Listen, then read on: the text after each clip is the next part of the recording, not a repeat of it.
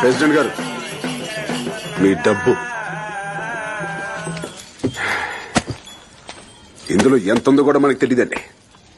ఆయన లెక్క తేడా రాదులేండి. మీ బాకెట్లోనే అక్కడే పాతేసానండి.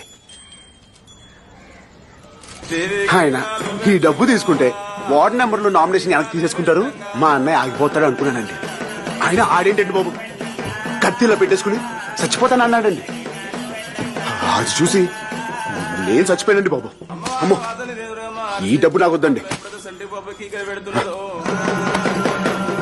ఆయన మా అన్నగారిని చూస్తా ఉంటే చాలా గర్వంగా ఉందండి. ఆ ఊరి కోసం ఎంత చేస్తున్నాడండి. అలాంటి ఊరి కోసం నేను ఇంక ఎంత చేయాలండి? చేస్తానండి, చేస్తానండి. మర్చిపోయినండి, ప్రెసిడెంట్ గారు ఎన్నో పూజలు చేస్తారు. ఆయన వెనకాల బోల్డ్ అని శక్తులు ఉన్నాయి. ఆయనకి ఎవరైనా ఎదురెళ్తే ఆ శక్తులే ఆవిని చంపేస్తాయని ఊరంతా చెప్పుకుంటున్నారండి.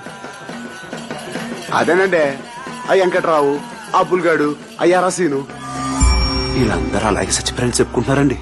ప్రెసిడెంట్ గారు